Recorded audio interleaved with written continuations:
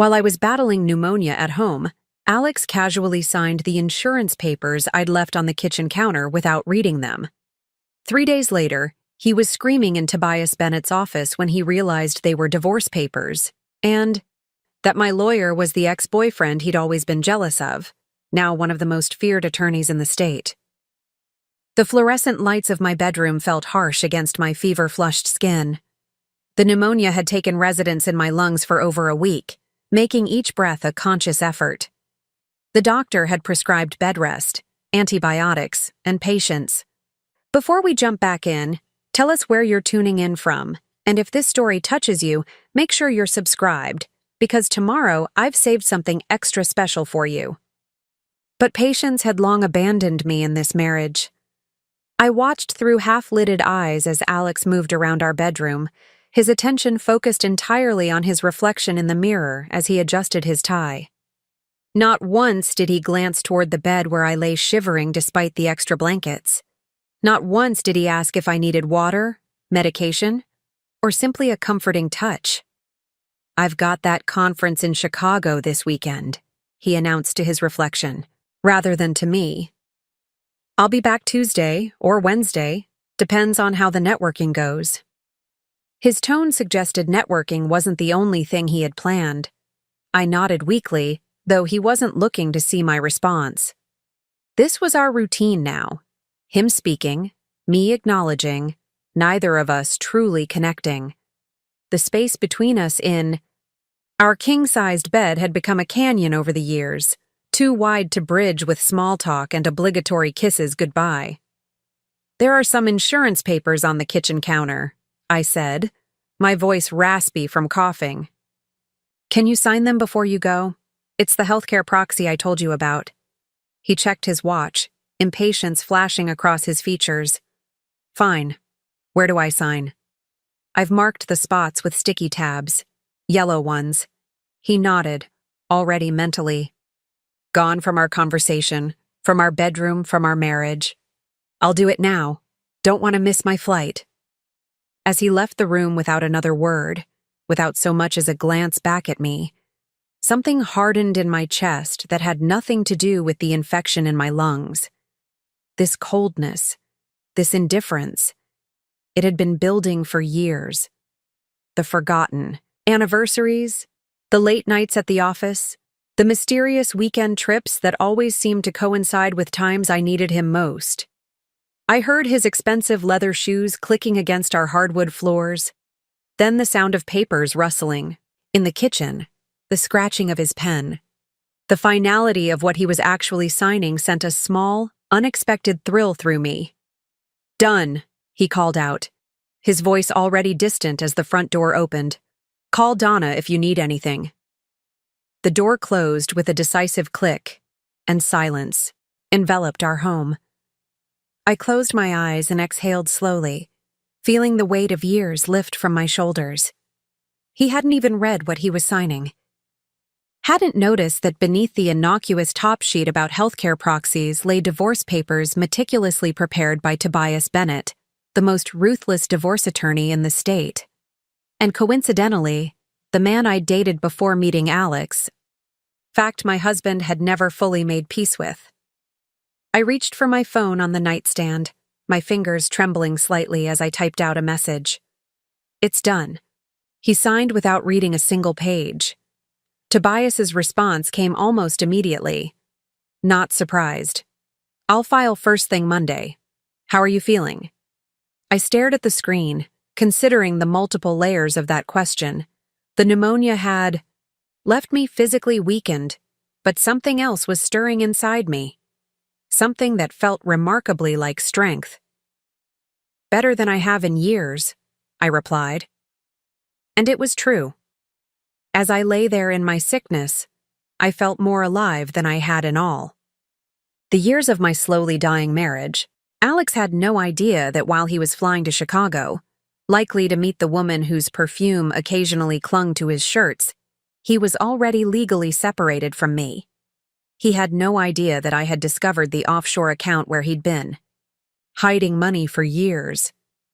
He had no idea that every late-night call, every suspicious credit card charge, Every manipulative lie had been meticulously documented and was now in the hands of the man he'd always been threatened by. For 3 years, I had been the perfect wife, patient, understanding, always willing to look the other way. I had built my life around his needs, his career, his desires. I had dimmed my own light to let his shine brighter. And through it all, I had watched as he systematically dismantled every dream I had ever shared with him. But no more. The pneumonia. That had initially felt like a curse had become my unexpected ally, giving me the time and cover I needed to finalize my escape plan. While Alex thought I was too weak and sick to function, I had been methodically reclaiming my power. One signature, line at a time.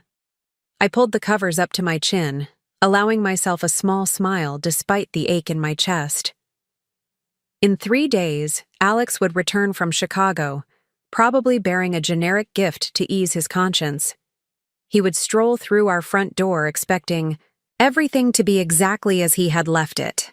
Me, waiting patiently in our bed, grateful for whatever scraps of attention he decided to throw my way. Instead, he would receive a call from Tobias Bennett's office, requesting his immediate presence to discuss the divorce proceedings he had already initiated with his own signature. He would sit in that imposing office across from the man whose name had always made him clench his jaw in barely disguised jealousy, and realize that the wife he had underestimated had finally outplayed him. As I drifted into a fever-induced sleep, the image of Alex's face when he realized what he had done and who was representing me brought me more comfort than any medicine could provide. The pneumonia had weakened my body, but my resolve had never been stronger. Sometimes, rock bottom becomes the foundation on which you build your freedom. The next morning, I woke to sunlight filtering through the partially closed blinds and the distant sound of my phone buzzing. My fever had broken sometime during the night, leaving me drenched in sweat but clearer-headed than I had been in days. I reached for my phone, expecting to see a message from Alex, perhaps a perfunctory check-in that would ease his conscience. Instead, it was Donna. Checking on you. Need anything? I can drop by after my shift. Donna had been my rock through the worst of this illness, and, though she didn't know it yet, through the slow death of my marriage. As a nurse, she had provided practical help, administering IV antibiotics, checking my vitals, and bringing meals. As my oldest friend, she had provided something even more valuable, the quiet, non-judgmental presence I needed when the walls of my life were crumbling around me. I'm better, I texted back. Fever broke. Could use some company later. I set the phone down and forced myself to sit up, fighting the wave of dizziness that followed. Our bedroom, a space that had once been our sanctuary, now felt like a museum of a life that no longer existed. The matching nightstands, the wedding photo still prominently displayed, though I'd long ago stopped looking at it, the his and hers robes hanging on the bathroom door. Everything in perfect order, just like our life appeared from the outside. Alex and I had been the couple everyone envied. He was the successful investment banker with the Midas touch.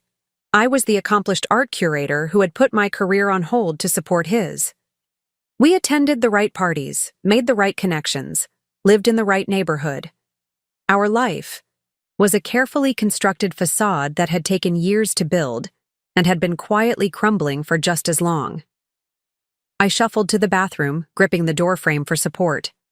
The woman in the mirror was a stranger, pale skin, hollow cheeks, eyes that held a weariness that went beyond physical illness. But there was something else there too, something that had been missing for too long: determination. This pneumonia had been a wake-up call. 3 weeks ago, I had collapsed at a gallery opening, my lungs struggling for air, my body finally rebelling against the stress and neglect I had subjected it to. Alex had been there, schmoozing with potential clients, a glass of champagne in hand. He hadn't noticed me slip away to the bathroom, hadn't heard me gasping for breath, hadn't been the one to call the ambulance. That had been Claudette, a colleague who barely knew me. Preparing and narrating this story took us a lot of time, so if you are enjoying it, subscribe to our channel. It means a lot to us. Now back to the story. When he finally arrived at the hospital, 2 hours later, his first words weren't of concern, but of annoyance. Couldn't this have waited until after the Harrington deal was closed? They were about to sign. That moment, lying in the emergency room with oxygen tubes in my nose and my husband complaining about a missed opportunity, had crystallized everything I had been trying not to see. Now, as I shuffled back to bed, I realized that the routine of our marriage had become a prison. Wake up, prepare Alex's favorite breakfast, kiss him goodbye, spend my day making calls for his benefit, attend events as his accessory, listen to his day, massage his ego, repeat. Somewhere along the way, I had disappeared. The doorbell rang, pulling me from my thoughts. I wrapped my robe around me and made my way slowly down the stairs, gripping the banister for support. Donna stood on the porch, medical bag in one hand, grocery bag in the other. Her scrubs suggested she'd come straight from the hospital. "You look better," she said, assessing me with a professional eye as she entered. "Still too pale, but your breathing sounds clearer." I managed a smile. "Feel more human today," she set down her bags and pressed a hand to my forehead, a gesture more friendly than medical. "No fever, good. Let's get some food in you." In the kitchen, where just yesterday Alex had unwittingly signed away our marriage, Donna moved with comfortable familiarity, pulling out pans and ingredients. I sat at the island counter, watching her efficient movements. "He left for Chicago," I said, breaking the comfortable silence. Donna paused, wooden spoon in hand. "Let me guess. Important meeting? Networking opportunity? Couldn't possibly be rescheduled even though his wife has pneumonia?" I nodded, a bitter smile tugging at my lips. "He'll be gone until Tuesday. Or Wednesday." "Depends on the networking," we said in unison, and despite everything, I laughed. It felt foreign in my throat, that sound of genuine amusement. Donna resumed stirring the soup she was making, her back to me. "You know I've never liked him, right? Even before you married him. Even when everyone thought he hung the moon." "I know," I whispered. "I should have listened to you." She turned, her expression softening. "Hey, we all make choices we think are right at the time. What matters is what you do now." If only she knew what I had already done. That the papers Alex had signed weren't just insurance documents but the beginning of my liberation. That Tobias, whom Donna had always approved of, was already setting things in motion. That by the time Alex returned from Chicago, his comfortable life would be upended as dramatically as mine had been all those years ago, when I had sublimated everything I was for everything he wanted me to be. "I've been thinking a lot," I said carefully, "about making changes." Donna placed a bowl of soup in front of me, her eyes meeting mine. "What kind of changes?" I took a spoonful, buying time. The warmth spread through me, nurturing and healing. "Big ones," I finally answered. "The kind you can't take back." She smiled then, a slow spreading of lips that suggested she knew more than I had told her. "About damn time, Alicia. About damn time." And there it was. My name spoken with a warmth and familiarity that had been absent from Alex's voice for years. I was Alicia, not Mrs. Reynolds, not Alex's wife, but Alicia. A woman who had once had dreams of her own, ambitions of her own, a life of her own. A woman who was ready to reclaim all of it, starting with her name. As Donna and I sat in the kitchen, the soup warming me from the inside out, I felt a strange sense of peace settle over me. The status quo of my marriage had been slow suffocation disguised as success. The pneumonia that had nearly killed me had, ironically, been the breath of life I needed to finally break free. The day after Alex left, I received the call that would irrevocably alter the course of our lives. I had been dozing on the couch, a half-read book splayed across my chest, when my phone vibrated against the coffee table. The number was unfamiliar, but something compelled me to answer. Mrs. Reynolds? This is Amy Blackwell from Meridian Bank's fraud department. I sat up straighter, fully alert despite my lingering fatigue. Yes, this is Alicia Reynolds. I'm calling because we've detected some unusual activity on your joint accounts with Alexander Reynolds. Are you aware of any recent transfers to an account in the Cayman Islands? My heart hammered against my ribs, but my voice remained steady. No, I'm not. What kind of transfers? There have been multiple transfers over the past 18 months, but a particularly large one was processed yesterday afternoon. Given the amount and destination, our system flagged it for review. Yesterday afternoon, while I lay sick in bed, while Alex was supposedly preparing for his conference in Chicago. How much? I asked, my fingers tightening around the phone. The woman hesitated. I'm not supposed to disclose specific amounts over the phone, but given the circumstances, we're talking about $1.2 million, Mrs. Reynolds. The room seemed to tilt momentarily. $1.2 million, most of our liquid assets. Money that had been earmarked for our future, for the family we had once planned to build, for the dreams we had shared in those early optimistic days. I see, I said, surprising myself with my composure. And this isn't the first transfer? No, ma'am. There have been smaller amounts moving to the same account since late 2022, typically $50,000 to $100,000 at a time. Late 2022. Around the time Alex had started working with a new client, a beautiful venture capitalist named Veronica, who always seemed to need late-night meetings and weekend consultations. Thank you for bringing this to my attention, Ms. Blackwell. What steps should I take next? We've temporarily frozen the account to prevent further transfers. You'll need to come into the branch with identification to discuss options. If you believe this is fraudulent activity, we can initiate an investigation.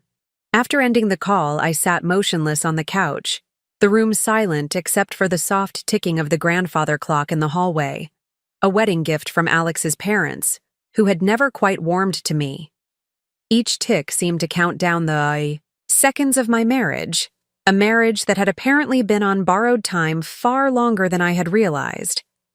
I had suspected Alex's infidelity. The late nights, the mysterious weekend trips, the perfume that wasn't mine. But financial betrayal. On this scale, this was something else entirely. This wasn't just a man straying.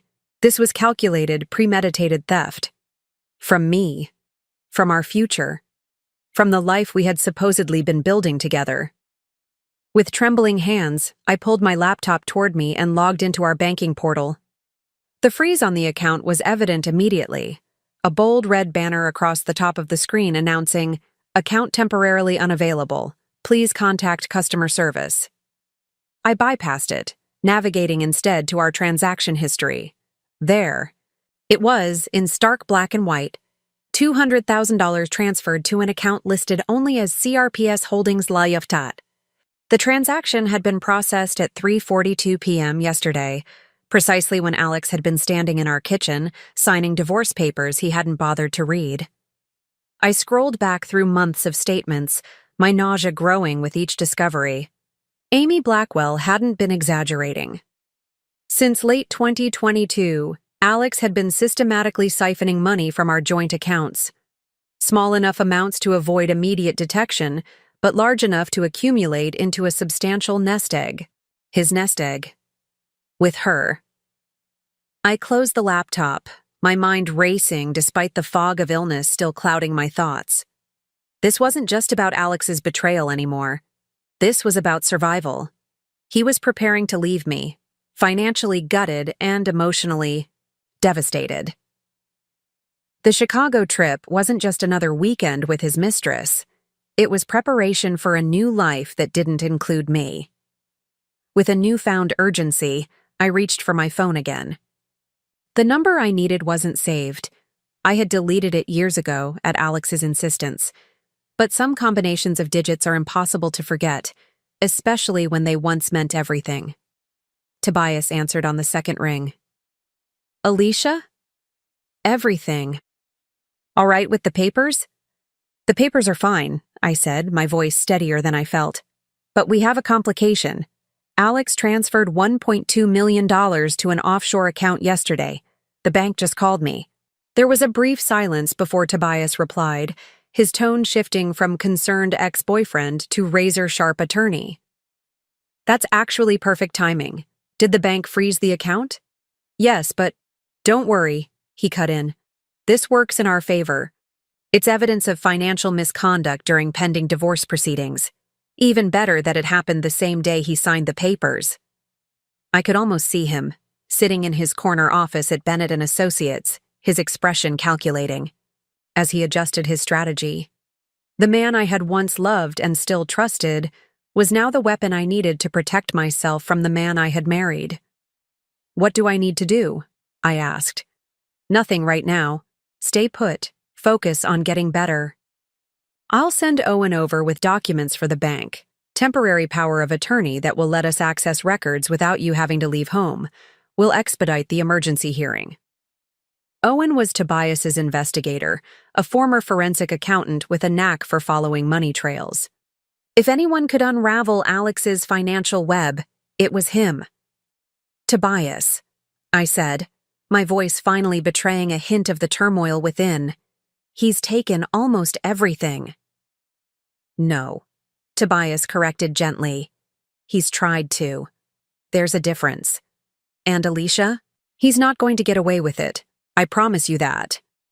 After we hung up, I sat in the growing darkness of our living room, the truth of my situation settling over me like a heavy cloak. The pneumonia that had seemed like the worst possible timing, striking just as I had finally gathered the courage to leave Alex, had actually been a twisted blessing. Had I been healthy, I might have noticed the transfer immediately, confronted him impulsively, tipped my hand before all the pieces were in place. Instead, my illness had provided the perfect cover. While Alex thought I was too weak to function, too dependent to act, I had been setting in motion the machinery that would ultimately dismantle his carefully constructed exit strategy. The room felt suddenly too small, too filled with reminders of the life I had lived as Mrs. Alexander Reynolds. The photographs on the mantel, the artwork we had selected together, the furniture chosen to impress his colleagues, all of it felt suffocating now. Artifacts of a museum exhibit titled, The Perfect Marriage, A Study in Deception. With effort, I stood and moved to the window, drawing a deep breath of the evening air. Outside, the neighborhood was coming to life with dinner preparations and evening walks, normal lives unfolding in normal ways. Soon I would rejoin them, not as Alex's perfectly curated wife, but as Alicia. Just Alicia. A woman reclaiming her life from the ashes of betrayal. The catalyst had arrived, not in the form I had expected, but perhaps in the form I needed. Alex's financial betrayal had converted my quiet determination into something harder, something uncompromising. There would be no second chances now, no possibility of reconciliation.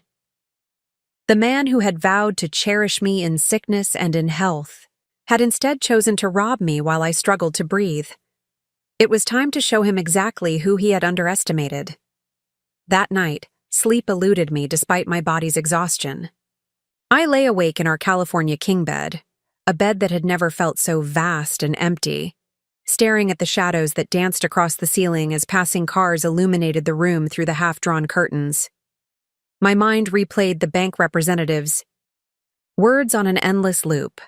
$1.2 million Cayman Islands, multiple transfers. The physical distance between Alex and me, him in Chicago, me in our Boston home, seemed minuscule compared to the emotional chasm that had been growing for years. But it was the revelation of his financial deception that finally crystallized everything. As dawn broke, casting soft pink light across the room, a strange calm settled over me. It wasn't resignation or defeat, but something more profound. A clarity I hadn't experienced in years.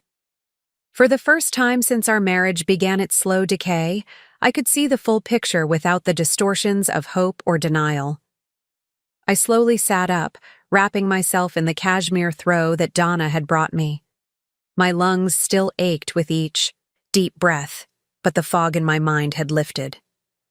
I reached for the leather-bound journal on my nightstand, a gift from my grandmother that I had abandoned years ago when Alex had commented that successful people don't have time for navel-gazing. The first page remained as I had left it, blank and waiting. I uncapped my pen and began to write, not with the hesitation of someone unsure of her thoughts, but with the decisive strokes of a woman reclaiming her narrative. I married a stranger. Or perhaps more accurately, I married a man who became a stranger, slowly, deliberately, methodically transforming from the person I fell in love with into someone I no longer recognize. Did he change? Or was he always this person beneath the charm and attentiveness? Did I change, becoming someone so eager to please that I lost the ability to see clearly? As I wrote, memories surfaced, not just of the obvious red flags I had ignored, but of the subtle shifts that had occurred so gradually I'd barely noticed them. The way Alex had initially encouraged my career, only to suggest I take a break when his own professional ambitions demanded more support at home.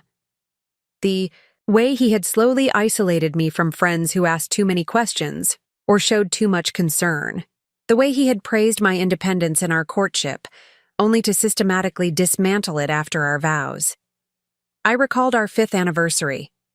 I had planned a surprise weekend at the Coastal Inn where we'd spent our honeymoon. Alex had seemed distracted the entire drive, checking his phone constantly. When we arrived, he'd taken one look at the charming but modest accommodations and asked, "Couldn't you have booked something more impressive? The Doyles are in Nantucket this weekend. We could have networked." That night, I'd cried silently in the bathroom while he slept, wondering when making meaningful memories had become less important than making business connections. Even then, I had blamed myself for choosing sentiment over practicality, for not understanding his ambitions, for being disappointed when I should have been supportive. The woman I was before Alex would never have accepted this life, I continued. Writing, she would never have allowed someone to make her feel small or insufficient. She would never have stayed silent while her dreams were dismantled one by one. When did I stop being her? When did I become this shadow, decorative, accommodating, but ultimately insubstantial? My hand trembled slightly as I wrote, but the words kept flowing, years of unacknowledged truths pouring onto the page. I had become so adept at rationalizing Alex's behavior that I had lost the ability to recognize it for what it was. Emotional abandonment at best, calculated manipulation at worst. The transfer of $1.2 million wasn't just about money. It was the ultimate confirmation of what I had suspected but refused to fully acknowledge. I was disposable to him. After years of building a life together, he had been plotting his escape, ensuring he would leave with everything while I was left with nothing. But he miscalculated, I wrote, the pen pressing harder into the page. He assumed my illness would keep me blind and dependent. He underestimated me because I allowed him to. Because for years it was easier to be underestimated than to confront the reality of our marriage. That ends now. Outside, the neighborhood was coming to life. Garbage trucks rumbling down the street, early commuters warming up car engines, joggers passing with rhythmic footfalls on the sidewalk. The everyday symphony of lives moving forward. Soon, my life would move forward too, but on a different path than the one Alex had prescribed. I set down my pen and closed the journal, feeling lighter despite the gravity of my situation. The internal shift was profound, like a seismic realignment of everything I had believed about my marriage, my husband, and most importantly, myself. I reached for my phone and dialed a number I had been avoiding since my diagnosis. Alicia? My mother's voice, warm and concerned, traveled across the miles from her home in Arizona. Donna told me you've been sick. Why didn't you call? It's been complicated, Mom, I said, surprised by the steadiness in my voice. But I'm calling now. I have pneumonia, and Alex and I are getting divorced. The silence on the other end lasted only a moment. Which one should I address first? She finally asked, in the practical manner that had always been her way. The divorce, I said. The pneumonia will pass. About damn time, she replied, echoing Donna's sentiment from the day before. I never said anything because you seemed determined to make it work, but that man has been draining the life out of you for years. I hardly recognize my daughter anymore when I visit. Tears welled in my eyes, not of sadness, but of validation. My mother, who had raised me to be independent and resilient after my father abandoned us, had seen what I had refused to see. I know, Mom. I lost myself somewhere along the way. Well, you're finding yourself again now, and that's what matters. Her voice softened. Do you need me to come? I can be on a plane today. Not yet, I said. I need to handle some things. First, but soon. After we hung up, I made my way carefully to the master bathroom. The woman in the mirror looked different than she had just 24 hours earlier. The physical symptoms of my illness remained. The pallor, the dark circles under my eyes, the weight loss that had hollowed my cheeks. But there was something new in my gaze. A resolve. A certainty.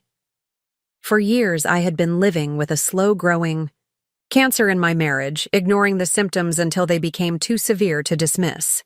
Alex's financial betrayal had been the final diagnostic, confirming what I had suspected, but been afraid to name.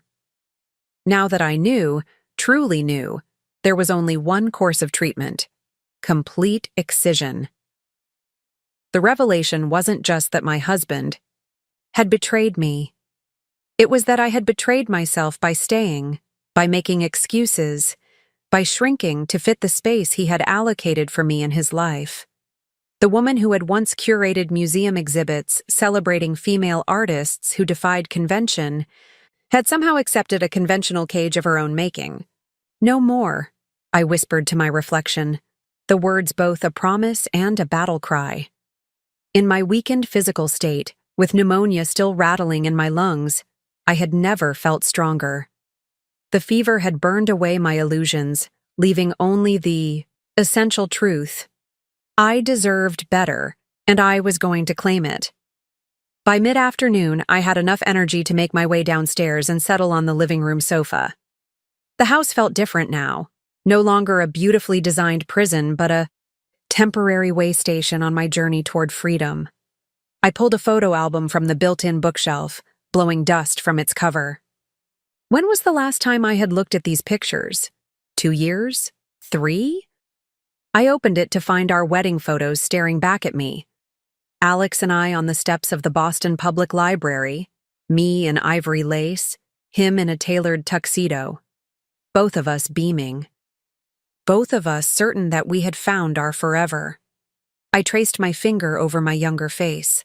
I had been 28, already making a name for myself in the art world, passionate and driven. Alex had been 32, a rising star at his investment, firm, charming everyone with his vision and ambition. Our meeting at a gallery opening had seemed serendipitous. He was representing a client interested in emerging artists. I was curating my first major exhibition. Our courtship had been a whirlwind of intellectual conversations, shared dreams, and undeniable chemistry. I remembered thinking I had found my equal, someone who valued my mind as much as my heart, who encouraged my ambitions as I encouraged his. I turned the page to find photos from our honeymoon in Santorini. Alex pointing excitedly at a map as we planned our day's exploration, me laughing as we tried unsuccessfully to take a selfie with the famous blue domes in the background. Both of us sun-kissed and relaxed, the future stretching before us like the endless Aegean. When had it changed? The shift had been so gradual that I couldn't pinpoint a single moment, a definitive before and after. But looking at these photos with fresh eyes, I could now see the warning signs I had missed or dismissed. I flipped forward to find pictures from our second anniversary. A dinner at an exclusive restaurant where Alex had spent more time networking with other diners than conversing with me. I remembered feeling disappointed but rationalizing it away. He was building his career, making connections that would benefit our future. The photo showed me smiling, but now I could see the uncertainty in my eyes, the slight tension in my posture. Another page. Our third Christmas together. We had hosted Alex's colleagues and their spouses, a dinner party that I had spent weeks planning. In the photos, our home looked like a magazine spread, and I was the perfect hostess in a designer dress I had purchased specifically for the occasion. What the pictures didn't show was Alex pulling me aside before guests arrived. Remember, the Harringtons just lost their bid on the Westfield property, so don't mention real estate. And for God's sake, don't go on about that feminist exhibit you're working on. Keep it light, keep it appealing. I had nodded, swallowing my objections. The exhibition he had dismissively referred to had been the culmination of 2 years' work, a showcase of overlooked female artists that had garnered attention from major critics. But that night, I had discussed the weather, complimented homes. I had never seen and laughed at jokes that weren't funny. I had made myself smaller, less substantial, more palatable, exactly as Alex had requested. I continued through the album, page after page revealing a pattern I had been blind to while living it. The photos showed a woman slowly disappearing, my smile becoming more practiced, less genuine, my posture increasingly deferential to Alex's presence, my style evolving to reflect his preferences rather than my own. There was the trip to Paris where he had spent most of our vacation on conference calls, leaving me to explore the Louvre alone. The dinner with my mother where he had barely engaged, checking his phone throughout the meal. The night of my gallery's biggest opening, when he had arrived 2 hours late and left early for an emergency client meeting that I later discovered, through a careless comment from a colleague, had been drinks with a potential investor. Most telling was what wasn't in the album: the gradual disappearance of my friends, my colleagues, my independent social life. The last group photo that included Donna was from 4 years ago. After that, the pictures featured exclusively Alex's circle, his colleagues, his clients, his carefully curated network of useful connections. I closed the album, the retrospective complete. The evidence was irrefutable. My marriage hadn't suddenly failed. It had been failing from the moment Alex decided that my primary value was in how I could advance his agenda. And I had allowed it, mistaking sacrifice for love, compromise for partnership. The doorbell rang, pulling me from my reflections. Through the peephole, I saw Owen, Tobias's trusted investigator. I opened the door to find him standing there, leather portfolio in hand, his expression professional but kind. Mrs. Reynolds? Owen Michaels from Bennett and Associates. Mr. Bennett. Sent me. Please come in. And it's Alicia, I said, stepping aside. I'm reclaiming my maiden name as soon as possible. Owen nodded, following me to the living room. Mr. Bennett mentioned you're recovering from pneumonia. We can keep this brief. I settled back onto the sofa while Owen took the armchair opposite me.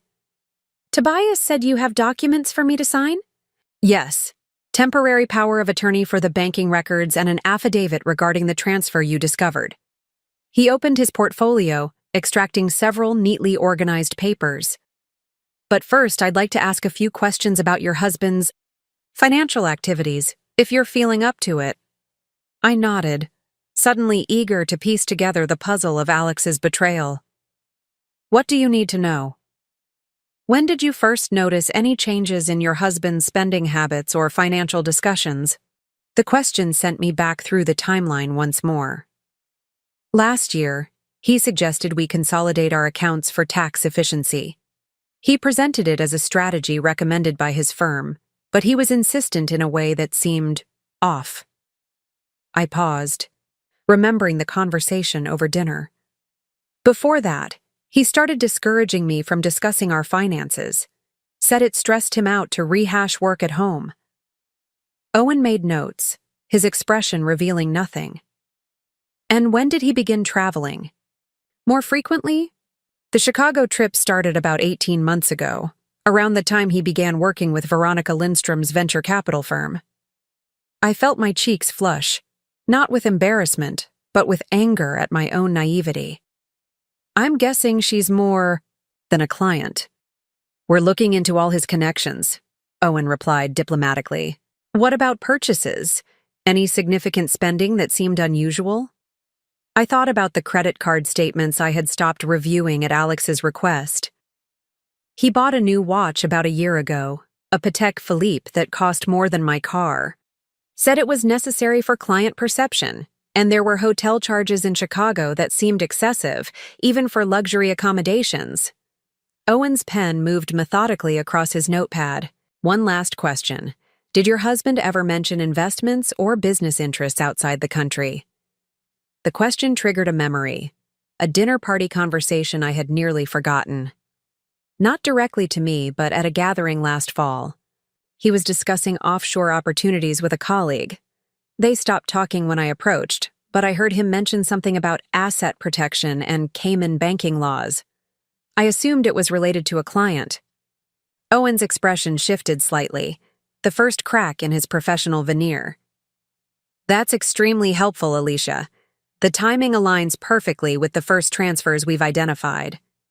As he guided me through the documents requiring my signature, I felt a strange sense of empowerment. Each signature was a step toward reclaiming what Alex had tried to take from me, not just financially, but emotionally, psychologically, fundamentally.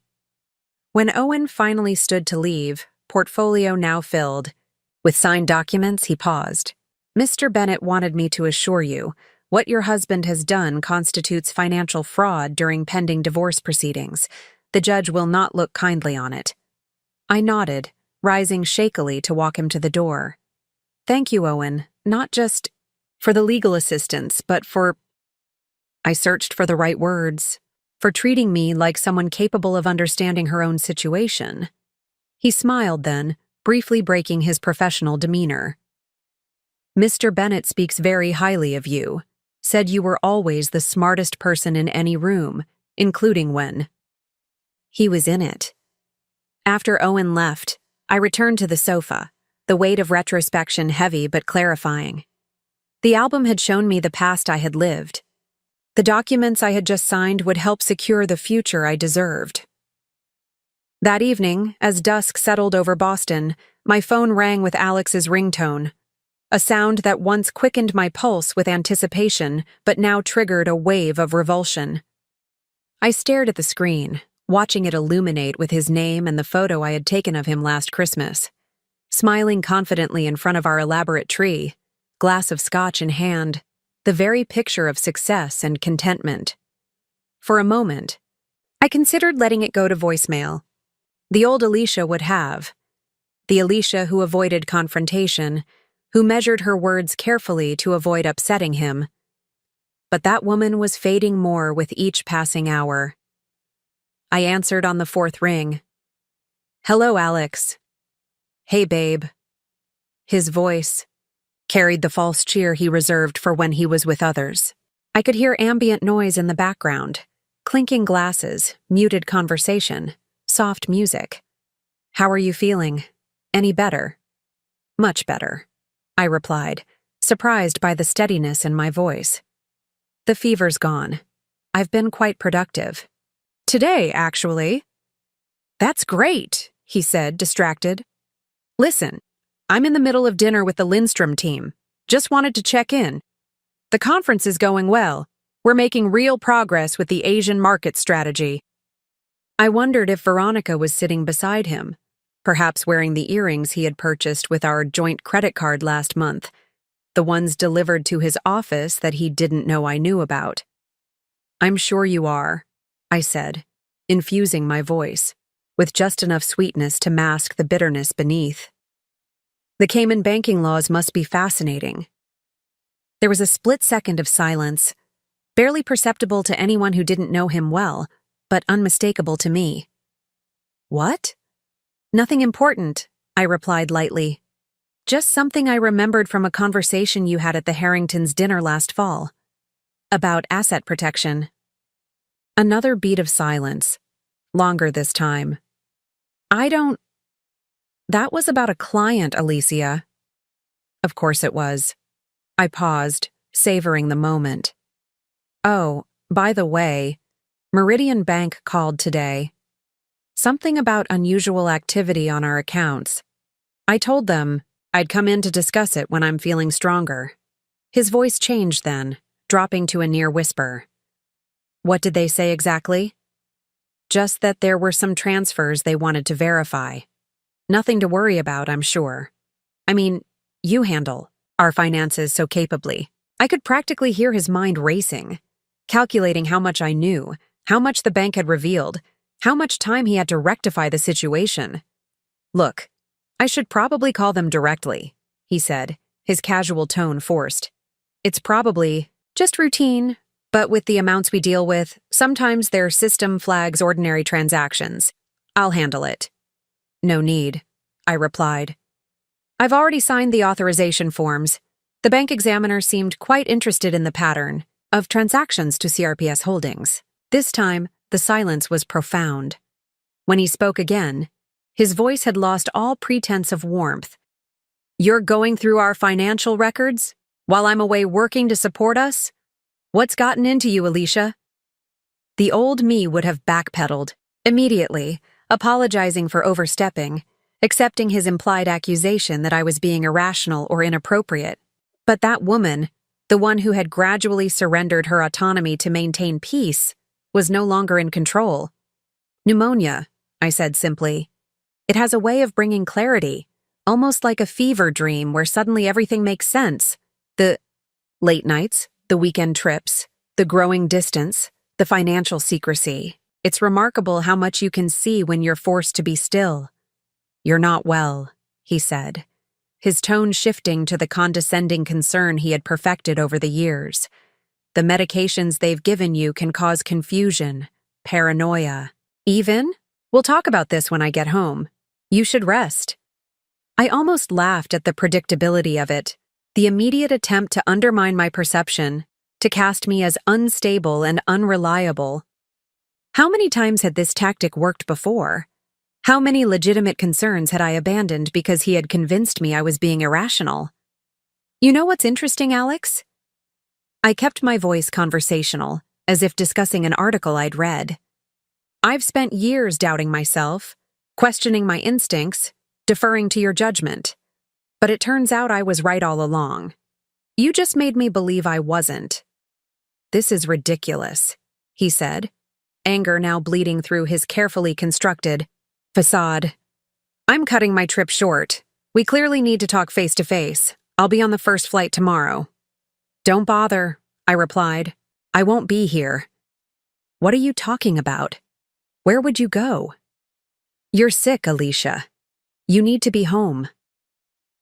The concern in his voice might have seemed genuine to anyone else, but I recognized it for what it was.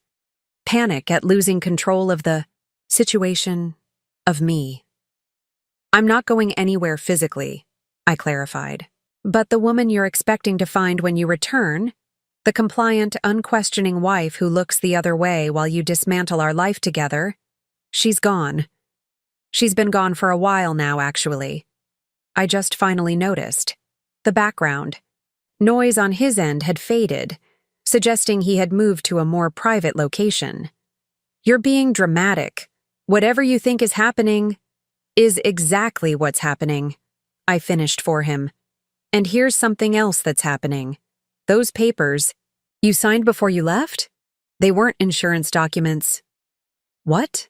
His voice had dropped to a dangerous pitch I knew well, the tone that usually preceded his most effective manipulations, the ones that left me questioning my own reality.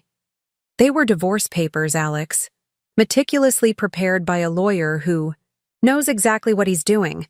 You didn't even read them, just signed wherever I indicated, because why would you need to read something your wife asked you to sign? Why would you need to pay attention to the details of our life together? The silence that followed was absolute. Not even the sound of breathing came through the connection. I could imagine him standing in some hotel corridor, his perfectly tailored suit suddenly feeling too tight, his practiced confidence evaporating as the implications of what I'd just said sank in.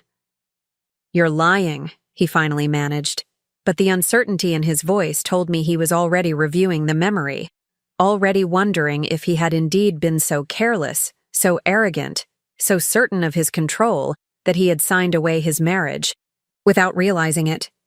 "Check your email," I said quietly. "I had Tobias send the confirmation of filing an hour ago. It's quite official." "Tobias?" The name came out strangled. "Tobias Bennett? Your ex-boyfriend, Tobias?" "The very same. He sends his regards." "Well, not really, but he's certainly looking forward to seeing you in court." I could almost see Alex's face, the way the color would drain from it, the way his jaw would clench, the way his eyes would narrow, as he tried to regain his footing in a situation spinning rapidly beyond his control. "You've lost your mind," he said, but the accusation lacked conviction. "This won't hold up. No judge will, except that you committed financial fraud during divorce proceedings, attempted to hide assets offshore, systematically gaslit your wife while emptying your joint accounts. I think you'll find they take a rather dim view of all of it, actually." I stood up from the sofa where I had been sitting, suddenly needing to move, to physically embody the shift that was occurring within me. Each step across our living room felt like a step away from the woman I had been, and toward the woman I was reclaiming. "This conversation is over," I said, not with anger, but with finality. "Anything else you have to say, you can say to my lawyer. Goodbye, Alex." I ended the call before he could respond, slipping the phone into my pocket with hands that trembled not from fear but from a potent mixture of adrenaline and liberation. The decision I had been building toward for months, perhaps years, had finally been made explicit, not just to myself, but to Alex. There was no going back now, no possibility of reconciliation, no chance of him talking me out of it, no path back to the cage I had once mistaken for security. The turning point had arrived, and I had finally, irrevocably, turned. The next morning, I woke to the sound of my doorbell. I glanced at the clock, 7:30 a.m. Too early for a casual visitor, too late for an emergency. I wrapped my robe around me and made my way downstairs, still moving slowly but with more strength than I'd had in days. Through the peephole, I saw Owen standing on my porch, leather messenger bag slung over his shoulder, 2 coffee cups in a cardboard tray balanced in one hand. I opened the door, greeting him with a puzzled smile. "Mr. Bennett thought you might need these today," he said, offering the coffee tray. "The documents came through from the bank faster than expected." I accepted the coffee gratefully. "Come in. I wasn't expecting you until this afternoon." Owen followed me to the kitchen, where he set his bag on the island counter. "Your husband made some calls last night. Several calls, actually. To the bank, to his attorney, to the offshore account manager. We've been monitoring the activity." I took a sip of the coffee, prepared exactly as I liked it, with almond milk and a hint of cinnamon. Tobias had remembered after all these years. The realization was oddly comforting. "Is that legal?" I asked. "The monitoring?" Owen's expression remained professionally neutral. "Let's just say we have reliable sources. The important thing is that he's panicking, which means he's making mistakes, and we need to gather as much information as possible before he covers his tracks." He opened his messenger bag and spread several folders across the counter. "Financial records from the past 3 years, credit card statements, investment accounts, real estate holdings, some in names you probably don't recognize." I leafed through the first folder, my stomach tightening at what I found. Statements from an account I'd never seen before, in the name of Alexander Reynolds and Veronica Lindstrom. Joint investments, property searches for homes in Chicago, homes I had never been told about, much less asked to consider. "How did you get all this?" I asked, moving to the next folder. "Mr. Bennett has specialized resources for cases like this. And your husband hasn't been particularly careful. He's been operating under the assumption that you weren't paying attention. That stung. Not because it was unfair, but because it was so painfully accurate. I hadn't been paying attention, not to the financial manipulations, not to the gradual erosion of our partnership, not to the subtle ways Alex had trained me to look away from what I didn't want to see. There's more, Owen said, opening another folder. Emails between your husband and Ms. Lindstrom dating back almost 2 years. I hesitated, my hand hovering over the papers. Did I really want to see the intimate details of their relationship? The words they had exchanged while I was obliviously playing the role of devoted wife? You don't have to read them, Owen assured me, noting my hesitation.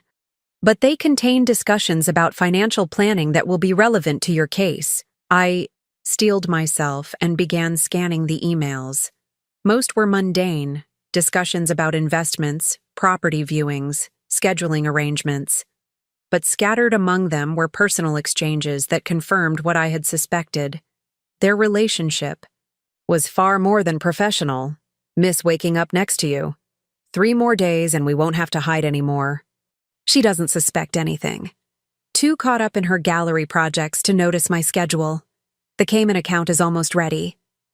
Once everything's transferred, we'll have our fresh start.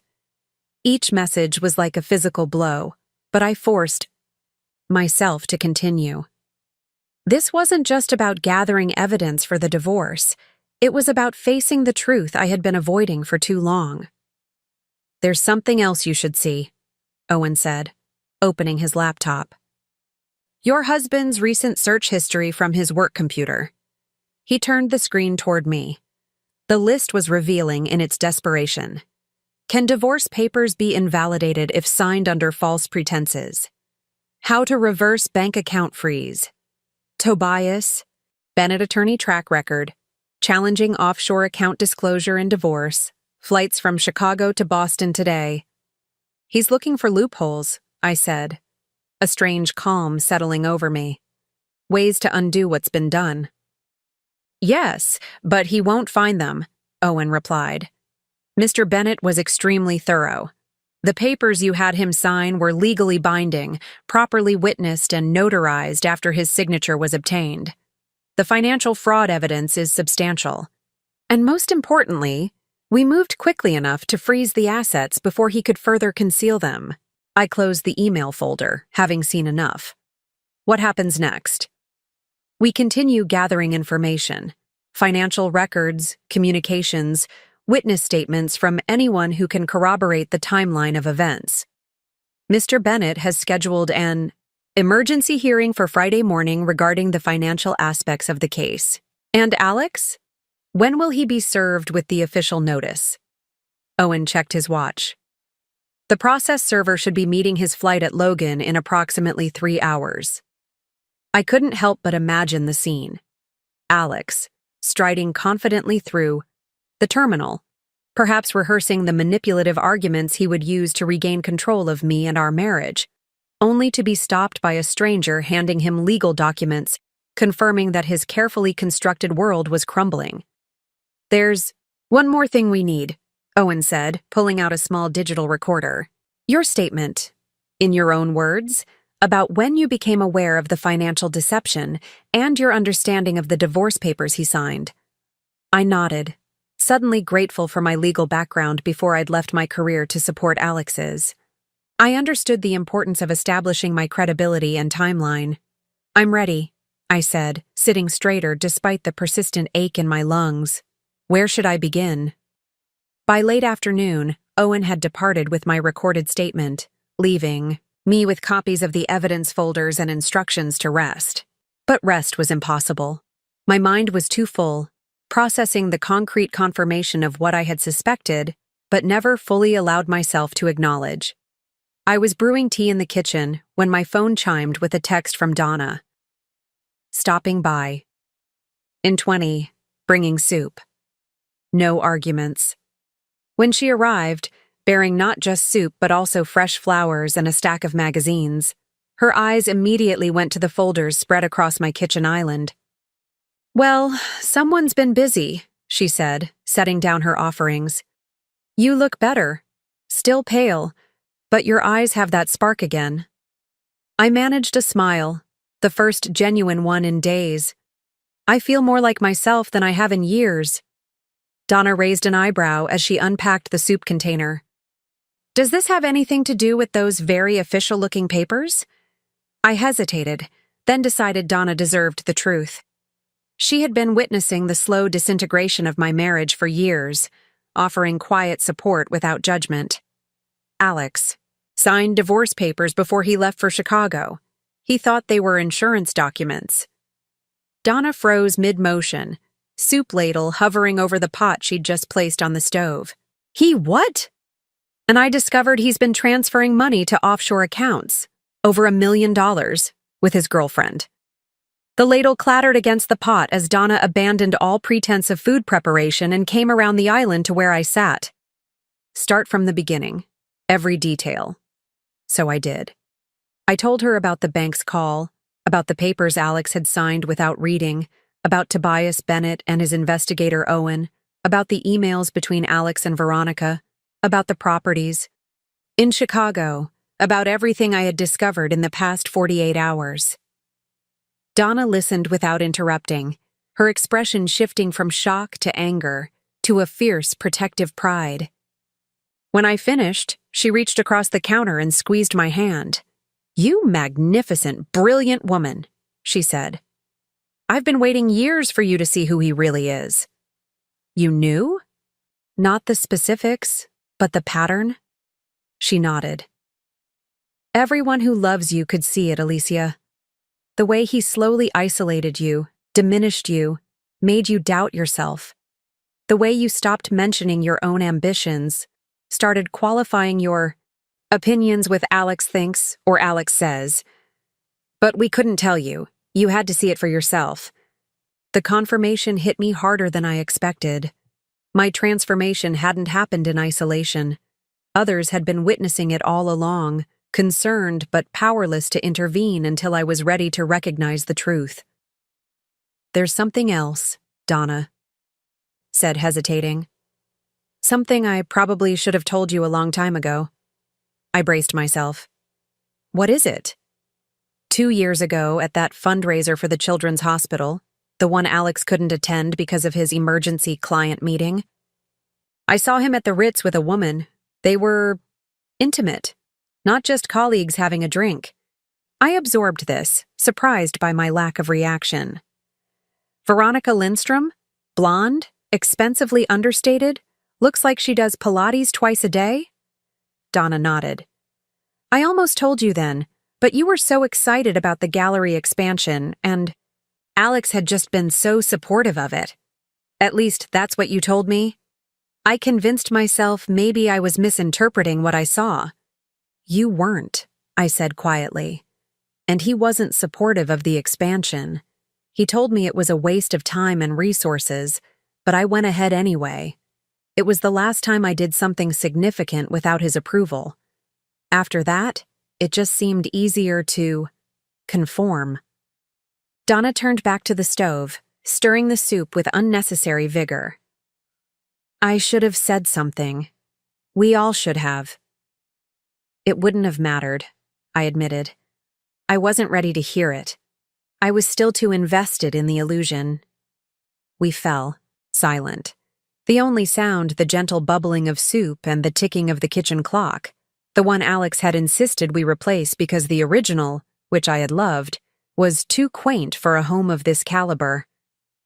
As Donna ladled soup into bowls, my phone rang. Tobias. Alex's flight landed an hour ago, he said without preamble when I answered.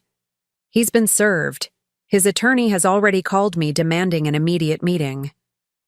What did you tell him? I asked, mouthing Tobias to Donna, who nodded and moved. Discreetly to the living room to give me privacy, that we'll see them in court on Friday, and that any attempt by Alex to enter your home or contact you directly will result in a restraining order. I exhaled slowly. Will that be necessary? Possibly. He's not taking this well. The process server reported that he became extremely agitated, made threats, demanded to know how I became involved. I could picture it clearly. Alex, always so composed in public, finally losing the carefully maintained facade that had fooled so many for so long. "Is he on his way here?" I asked, a flutter of anxiety in my chest. "No," Tobias replied firmly. He went directly to his lawyer's office. "Owen is monitoring the situation. But Alicia, you should know. There was a woman with him. Young, blonde. They were arguing intensely after he was served." "Veronica," I said, the confirmation landing with strange finality. "His girlfriend, partner, whatever she is." "I'm sending Paul to your house," Tobias continued. "He'll be discreet, but I want security present until we're sure Alex is going to respect the boundaries we've established." Paul, Tobias's brother, a former police officer who now handled security for the firm. I had met him once during my relationship with Tobias, found him steady and unobtrusive. "Is that really necessary?" I asked, though I already knew the answer. "Yes," Tobias said simply. "Alex has lost control of the narrative. Men like him don't respond well to that. I'd rather be overly cautious than regretful." After we hung up, I rejoined Donna in the living room, the reality of my situation settling around me like a heavy cloak. This wasn't just about ending a marriage anymore. It was about navigating the potentially volatile reaction of a man who had just discovered that his carefully constructed world and his control over me had shattered irreparably. "Everything okay?" Donna asked, concern evident in her expression. I nodded slowly. "It's official now. He knows he's been served." Donna set down her soup spoon. "Do you want me to stay tonight?" The offer, simple, practical, loving, brought unexpected tears to my eyes. After years of Alex's emotional absence, the genuine concern from those who truly cared for me was almost overwhelming. "Yes," I admitted, allowing myself to accept the support. "I think I do." By Wednesday morning, my physical strength was returning, though the emotional toll of the past days had left me exhausted in other ways. Paul had arrived the previous evening, a tall, broad-shouldered man with Tobias's observant eyes, but none of his courtroom polish. He had set up discreetly in the guest house, a presence both reassuring and surreal. "Your husband's attorney has filed emergency motions," Tobias informed me during our morning call. "They're claiming the divorce filing was fraudulent, that you misrepresented the documents." I sat at the kitchen island, fingers wrapped around a mug of tea. "That's predictable. What's our response?" "We anticipated this move," Tobias replied, and I could hear the smile in his voice. The notarization and witness signatures were all properly executed after he signed. More importantly, we have evidence that this was hardly the first time he signed legal documents without reading them. He's got a documented pattern of signing whatever is put in front of him: corporate minutes, tax documents, even real estate, paperwork. "The arrogance of assumed control," I murmured. "Exactly. His own behavior is his undoing. Now, we need to discuss strategy for Friday's hearing. The judge assigned to our case is Catherine Reeves. She's fair but doesn't tolerate theatrics, and she has a particular distaste for financial manipulation in divorce proceedings." I knew Judge Reeves by reputation, a no-nonsense jurist with 20 years on the bench and a history of protecting financially disadvantaged spouses in divorce proceedings. It was a favorable assignment for our case. "What should I expect?" I asked. "Alex and his attorney will try to portray you as unstable, manipulative, someone taking advantage of his trust during a vulnerable time when you were ill. They'll argue that the paper signing was a form of entrapment." I felt a familiar tightening in my chest, the automatic response to criticism that Alex had conditioned in me over years. The reaction was physical before it was emotional: shortness of breath, racing pulse, the instinctive need to explain myself, to apologize, to make myself smaller to accommodate his narrative. I recognized it now for what it was: the lingering, effect of subtle emotional manipulation. I took a deep breath, focusing on the facts rather than the feeling. And our counter? We present evidence of his systematic financial deception, his infidelity, and his attempt to drain joint accounts while you were seriously ill. We emphasize that you merely presented papers for signature. You didn't force him to sign without reading. His carelessness doesn't constitute your fraud. The strategy was sound, logical, but something about it felt incomplete. I don't want to just defend myself, I said slowly. I want to be proactive. This isn't just about responding to his accusations, it's about establishing the full reality of our marriage. Tobias was quiet for a moment. What do you have in mind? Glanced at the folders on the counter. Evidence of Alex's betrayal neatly categorized and labeled. But there was more to this story than what could be found in financial records and email exchanges. I want to present a timeline, not just of his financial misconduct, but of the pattern of control and isolation. The way he gradually separated me from my support network, discouraged my career, undermined my confidence. Emotional abuse, Tobias said quietly. It's relevant but harder to document than financial fraud. Not necessarily, I replied, an idea forming. I kept journals for years, until Alex suggested they were a waste of time. I have emails where he critiques my appearance before important events, texts where he dismisses my concerns or gaslights me about arrangements we've made. And I have witnesses, Donna, my mother, even former colleagues who saw the transformation happen. This could strengthen our case significantly, Tobias said, his voice taking on the focused tone I remembered from years ago, the one that indicated he was mentally constructing a legal strategy. Judge Reeves responds to comprehensive narratives, not just isolated incidents. There's something else, I added. I want to request a psychological evaluation for both of us. Alex will refuse, positioning it as an invasion of privacy, but his reaction alone will speak volumes. That's unexpected, Tobias admitted, but potentially powerful. It positions you as someone with nothing to hide, while putting him in the difficult position of having to explain his resistance. As we continued developing our approach, I felt a growing sense of clarity and purpose.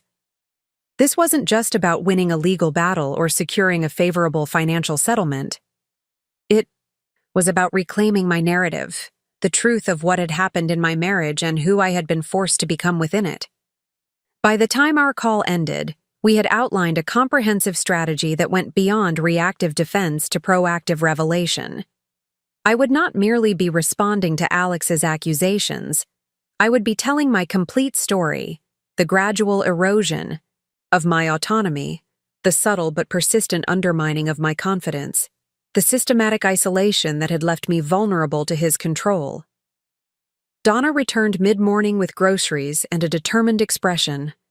Tobias called me, she explained, asked if I'd be willing to provide a statement about what I've observed in your marriage over the years. I nodded. If you're comfortable with that. Comfortable? She snorted, unpacking vegetables with unnecessary force. I've been biting my tongue for years watching him diminish you. It will be a relief to finally speak the truth. As she organized the refrigerator, a small act of practical care that nearly brought me to tears, my phone lit up with a text from an unknown number. This is Claudette from the gallery. Heard you've been ill. Also heard rumors about you and Alex. If you need a character witness regarding how he spoke to you at the Thompson opening, or how he reacted when Barstow wanted to feature your curation in Art Forum, I'm available. Things shouldn't be forgotten. I stared at the message, momentarily stunned. Claudette and I had worked together briefly before I stepped back from my curatorial role, but we had never been close. Yet here she was, offering support, validating my experience, providing another thread in the tapestry of evidence. I forwarded the text to Tobias, adding, There may be others willing to speak to the pattern. Should we reach out? His response was immediate. Absolutely. The more voices corroborating the emotional landscape of your marriage, the stronger our position.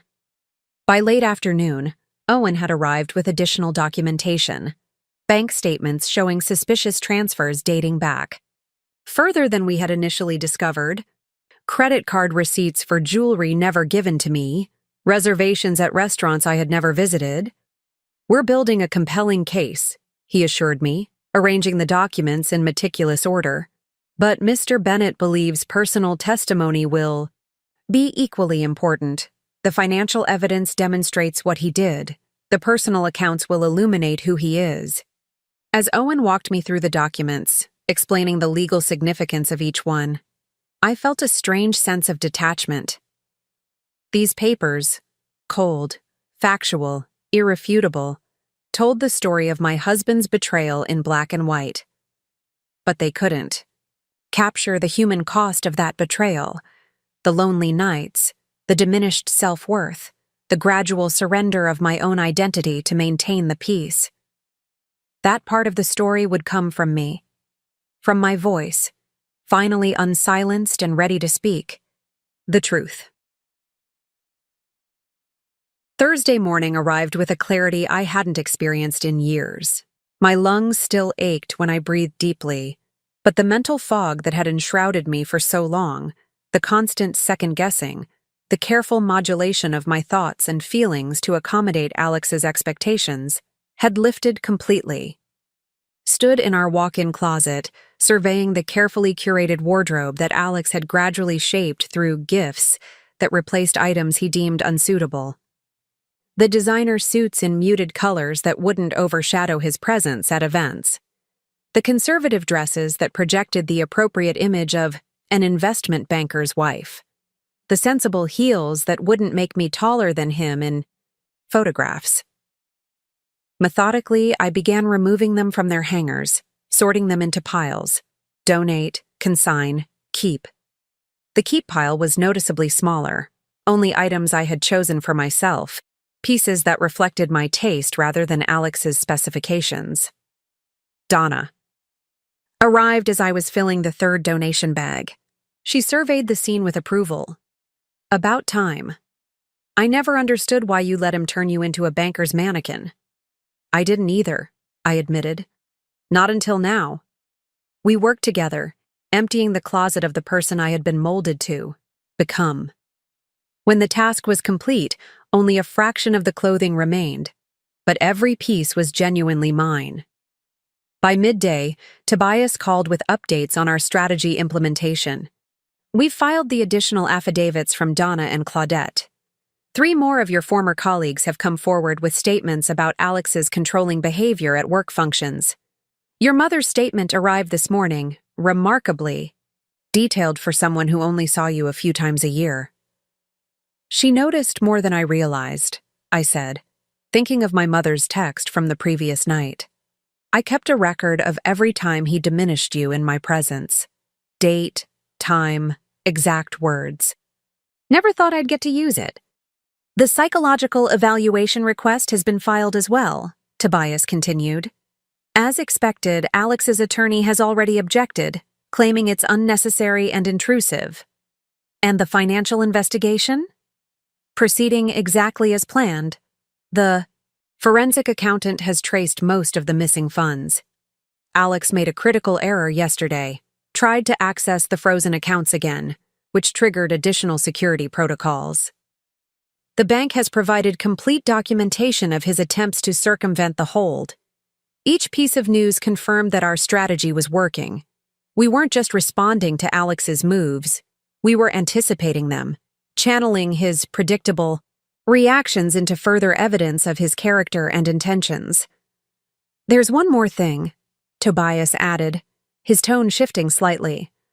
"Alex attempted to contact you directly. He sent an email to your personal account about an hour ago." My heart rate quickened. "What did it say?"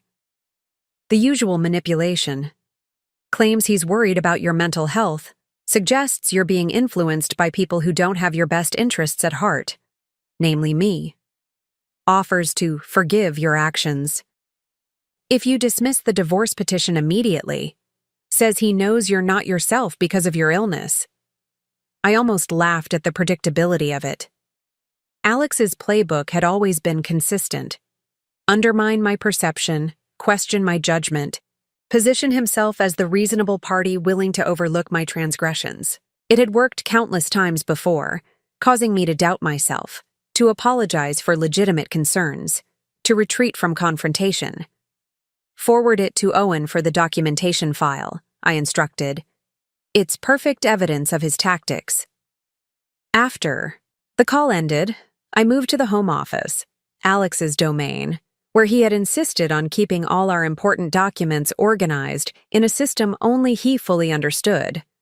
The massive mahogany desk dominated the room, its surface perpetually clear of anything that might suggest actual work took place there. It was for show, like so much of our life together. I sat in his custom leather chair, momentarily struck by the symbolism of occupying the space he had declared off-limits to me years ago. Financial matters are stressful enough without your questions, he had said when I'd expressed interest in understanding our investments better. Let me handle this part. You focus on making our social life perfect. The desk drawers opened smoothly, revealing meticulously labeled folders. I began reviewing them systematically, separating personal documents I needed from the financial and legal papers Tobias's team would require. Each document told a story. Property deeds with only Alex's name despite joint purchases, investment accounts I had never been consulted about, tax returns with questionable deductions. I photographed everything before reorganizing it, sending the images directly to Owen's secure server. This methodical documentation felt empowering, converting what had once been Alex's tools of control into evidence of his deception. By late afternoon, Paul appeared in the doorway, his expression carefully neutral. There's a Ms. Lindstrom at the gate. Says she needs to speak with you urgently. I froze, the folder in my hands suddenly heavy. Veronica, Alex's partner in both infidelity and financial fraud, here at my home. Did she say what she wants? Paul shook his head. Only that it's important and concerns both you and Alex. I considered my options. Refusing to see her would be the safer choice, the one Tobias would undoubtedly recommend. But something, curiosity, perhaps, or a desire to finally put a voice to the woman who had existed as a shadow in my marriage, prompted me to nod. Let her in. We'll talk in the sunroom. As Paul went to admit her, I texted Donna, who was out picking up lunch. Veronica. Lindstrom is here, meeting her in the sunroom. Stay with Paul when you return. Then I sent a quick message to Tobias. VL has arrived unannounced. Meeting her briefly. Paul is present. We'll record conversation per your protocol. I activated the voice recorder on my phone, slipped it into my pocket, and made my way to the sunroom at the back of the house. Through the glass doors, I could see Paul escorting a slender blonde woman across the garden path. She moved with the confident grace of someone accustomed to commanding attention, her designer outfit impeccable, her expression carefully composed. This was the woman Alex had chosen over me.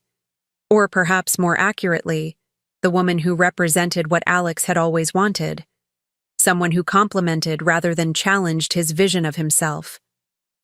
I straightened my shoulders, took a steadying breath, and prepared to face the other woman in what had apparently been a three-person marriage for longer than I had realized.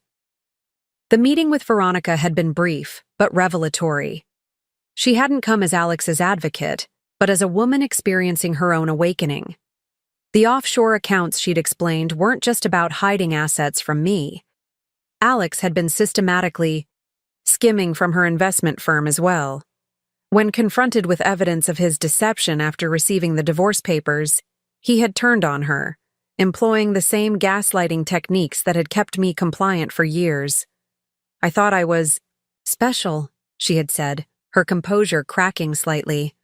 I thought you were the problem in his life. I was wrong. I'd felt no satisfaction in her disillusionment, only a strange kinship. Two women manipulated by the same man, both finally seeing the truth. After she left, I stood in the center of our living room, suddenly unable to tolerate another moment, surrounded by the carefully curated symbols of our marriage. Every piece of furniture, every artwork, every decorative object had been selected to project the image Alex wanted the world to see. Affluent, sophisticated, controlled. None of it reflected who I truly was or what I valued. With newfound energy that belied my recovering state, I began to transform the space. First, I removed his portraits from the walls, the commissioned oil painting that hung above the fireplace, the professional photographs that dotted the hallway. Each one showed Alex in perfect lighting, impeccable clothing, the embodiment of success. I stacked them carefully in the garage, not out of respect, but out of legal prudence. Next came the artifacts of his dominance, the awards and recognitions displayed prominently on bookshelves, the business magazines that had featured him preserved. In custom frames, the collection of scotch bottles too expensive to actually drink arranged in the bar cabinet like trophies. In their place, I hung artwork I had stored away years ago when Alex had deemed them too provocative or insufficiently sophisticated. Bold paintings by female artists I had once championed in my curatorial work. Photographs I had taken during our early relationship, before he convinced me my hobby was amateurish. A tapestry my mother had woven that Alex had relegated to the guest room because it didn't match our aesthetic. As the physical environment transformed, I felt my inner landscape shifting as well. Each object removed was a weight lifted. Each personal treasure reclaimed was a piece of myself recovered. Donna returned with lunch to find me rearranging the living room furniture, pushing the formal seating arrangement that had never been comfortable but had photographed well for design magazines into a more intimate, conversational grouping. "Need help?" she asked, setting down the takeout bags. "Actually, yes," I replied, wiping sweat from my brow. "Can you help me bring up my grandmother's reading chair from the basement?" Alex thought it was too shabby for the main floor. By evening, the transformation was significant. The house still contained the expensive furnishings Alex had insisted upon, but they were now arranged according to my preference, supplemented with personal items that told my story rather than his. The sterile showcase had become a home. Imperfect, eclectic, but authentically mine. Paul, maintaining his discreet presence, raised an eyebrow at the changes but said nothing. Tobias, calling for our nightly strategy review, noticed the different background on our video call immediately. "You've been redecorating," he observed. "Reclaiming," I corrected. "Making this space mine until I decide where I want to be long-term." He nodded, understanding immediately. "How does it feel?" I glanced around at the transformed room, at the visible evidence of my own agency reasserted. Like breathing fresh air after being underwater for years. The night before the court hearing, sleep eluded me. I sat on the window seat in my bedroom, no longer our bedroom, but truly mine, watching the steady rain that had been falling since sunset. The weather seemed appropriate, a cleansing downpour before the confrontation to come. Tomorrow, I would face Alex across a courtroom. Not as his supportive wife, not as the carefully cultivated accessory to his success, but as his adversary. The thought was simultaneously terrifying and exhilarating. My phone buzzed with a text from Tobias. "Everything is in place for tomorrow. Try to get some rest." The simple message carried layers of meaning beyond its practical advice. Tobias had always been perceptive about my emotional state, even years ago when we were together. He would know I was sitting awake, mentally rehearsing every possible scenario for the hearing. I texted back, attempting the impossible. His response came quickly. "The hardest part is already done. You broke free. The rest is just paperwork." I smiled at the deliberate understatement. We both knew tomorrow would be far more than paperwork. It would be the first public acknowledgement of the truth, that my marriage had been built on deception, that Alex was not the man he pretended to be. that I was reclaiming my life from his control. I tried to imagine how Alex would appear in court. Would he maintain the charming, reasonable facade that had fooled so many for so long? Or would the mask slip, revealing the coldly calculating man I had glimpsed in unguarded moments? Would he be confident in his ability to regain control? Or, desperate at the realization that his carefully constructed world was crumbling? More importantly, how would I appear? The thought sent a wave of anxiety through me. For years, I had calibrated my public presence according to Alex's expectations. Speak softly, defer elegantly, support unconditionally. Tomorrow would require something entirely different. I moved to the closet, now half empty after my purge, of Alex-approved clothing. For the hearing, I had selected an outfit that would have been unthinkable during my marriage. A sharply tailored crimson suit that Alex had always claimed was too aggressive for his wife. The color would stand out starkly in the subdued environment of the courtroom, a visual declaration of my reclaimed identity. Downstairs, I could hear Paul making his security rounds, the quiet professionalism of his movements, a reminder that I was protected. In the guest room, Donna slept, having insisted on staying until after the hearing. Their presence, steady, supportive, undemanding, was another stark contrast to the relationship I was dismantling. My phone buzzed again, an email notification. I hesitated before opening it, half expecting another manipulation attempt from Alex. Instead, it was from Claudette, the gallery colleague who had offered to testify. Just wanted to say I'm thinking of you ahead of tomorrow. Whatever happens in court, know that watching you reclaim your voice has been inspiring to more people than you realize. The art world misses your curatorial vision. The simple validation brought unexpected tears to my eyes. I had been so isolated in my marriage, so convinced that my retreat from my career had gone unnoticed, that the reminder of my professional identity felt like rediscovering a lost treasure. As midnight approached, I returned to bed, not expecting sleep, but needing to rest my still recovering body. Tomorrow would require all my strength, physical, emotional, intellectual. In the darkness, I mentally rehearsed what I would say if given the opportunity to address the court directly. Not the carefully scripted statement Tobias and I had prepared, but the raw truth I had only recently allowed myself to acknowledge. I had been diminished by increments so subtle I hadn't recognized my own disappearance until I was nearly gone. Tomorrow wasn't just about financial justice or legal vindication. It was about reclaiming my narrative, my voice, myself. The digital clock on my nightstand turned to midnight. Friday had arrived, the day I would face Alex not as his wife, but as a woman who had finally recognized her own worth. The courtroom was smaller than I had imagined, the wood paneling darker, the air heavier. I sat beside Tobias at the plaintiff's table, my crimson suit a defiant splash of color in the otherwise muted environment. Though still weak from my illness, I sat with my spine straight, hands folded calmly on the table, the picture of composed determination. When Alex entered with his attorney, Marshall Winters, a shark-like litigator known for aggressive tactics, I kept my gaze steady, refusing to look away. He faltered slightly when he saw me, his confident stride breaking rhythm. For just a moment. This wasn't the Alicia he had expected, the accommodating, uncertain woman who had lived in his shadow for years. The realization registered in his eyes before his mask of self-assurance slipped back into place. But I had seen it. That flicker of recognition, of doubt. And I knew then that regardless of the legal outcome, I had already won the most important battle, the one for my own identity.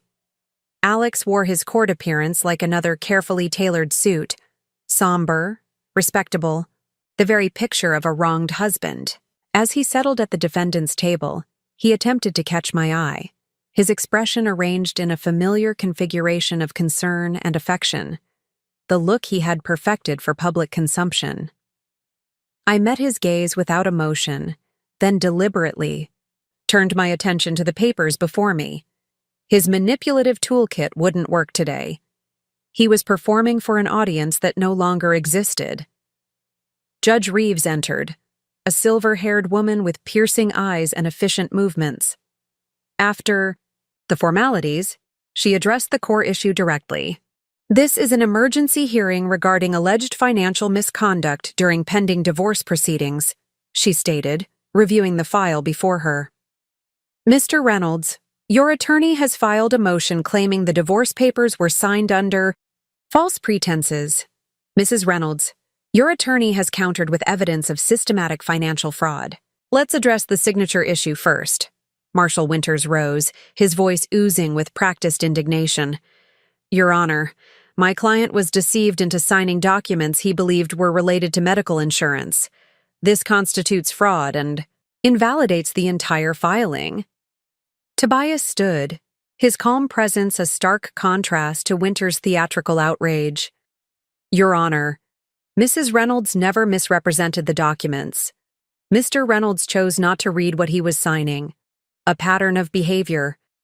We've documented extensively. The responsibility lies with the signatory, not the presenter. Judge Reeves turned her penetrating gaze to Alex. Mr. Reynolds, are you claiming your wife physically prevented you from reading the documents, or that she verbally misrepresented them? Alex shifted slightly, his confident facade wavering. She told me they were insurance papers, Your Honor.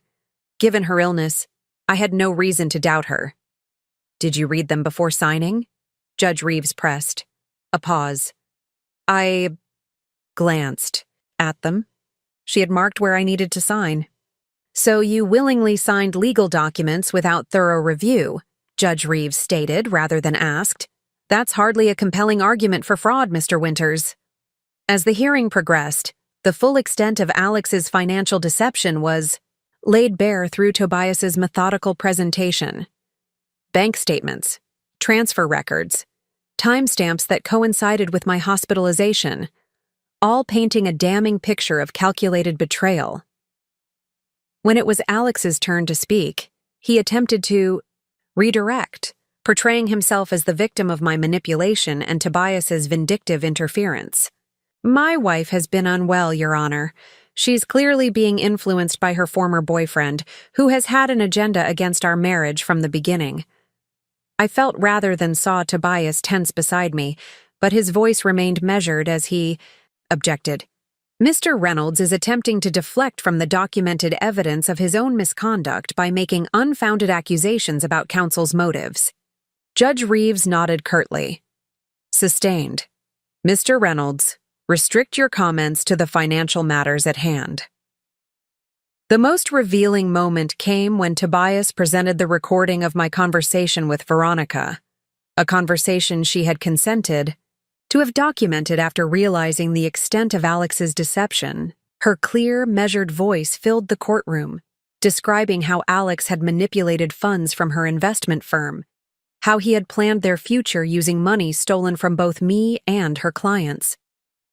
Alex's face drained of color as he listened, his eyes darting to his attorney in undisguised panic. This was the one contingency he hadn't planned for, that the women he had played against each other would ultimately compare notes and discover the truth together. After 3 hours of evidence, presentation, and increasingly desperate objections from Alex's attorney, Judge Reeves called a brief recess. As she left the courtroom, Alex made his move. He approached our table with the confident stride of a man accustomed to controlling every room he entered. Tobias shifted subtly, positioning himself between us, but I placed a hand on his arm. This confrontation had been inevitable from the moment Alex realized he could no longer manipulate the narrative. We need to talk, Alex said, his voice low, meant for my ears only. This has gone far enough, Alicia. You've made your point. I regarded him calmly, noting the calculated concern in his expression, the slight furrow of his brow, the soft modulation of his voice, the practiced sincerity in his eyes. How many times had this exact performance convinced me to doubt my own perceptions? There's nothing to discuss, Alex. The evidence speaks for itself. His facade cracked slightly, irritation flashing across his features before he could suppress. This is ridiculous. You know I would never deliberately hide assets from you. There are explanations for all of this that you're— He glanced at Tobias with barely disguised contempt. Lawyer hasn't allowed me to present. Then present them to the judge, I replied evenly. Alex leaned closer, lowering his voice further. Don't do this to us. Think about what you're throwing away. Everything we've built, our reputation, our future. Is this revenge really worth it? The question hung between us, a perfect distillation of how fundamentally he had misunderstood the situation. This wasn't about revenge. It was about justice, truth, reclamation. But Alex, viewing everything through the lens of his own motivations, could only conceptualize my actions as vengeance, a reaction to him rather than an assertion of my own agency. This isn't revenge, Alex. It's self-preservation. His expression hardened, the mask of concerned husband dropping completely. You'll regret this. When the dust settles and you realize what you've lost, Mr. Reynolds. Tobias's voice cut through Alex's threat with quiet authority. This conversation is over. Return to your table. For a moment, I thought Alex might object, might finally reveal his true nature in this public setting. But years of maintaining his carefully constructed image prevailed. He straightened, adjusted his tie, and nodded curtly before returning to his attorney. When Judge Reeves returned, her expression revealed nothing of her thoughts. She reviewed her notes briefly before addressing the courtroom. Having examined the evidence presented by both parties, I'm prepared to rule on the emergency motions before me. She turned her penetrating gaze first to Alex, then to me. Mr. Reynolds, your motion to invalidate the divorce filing on grounds of fraudulent misrepresentation is denied. There is no compelling evidence that Mrs. Reynolds prevented you from reading the documents you signed. Alex's attorney began to object, but Judge Reeves continued, her tone brooking no interruption. Furthermore, the evidence of systematic financial misconduct is substantial and troubling. The court finds that Mr. Reynolds has indeed attempted to conceal marital assets during pending divorce proceedings, a serious violation of his fiduciary responsibility. She shuffled the papers before her, then delivered the decisive ruling.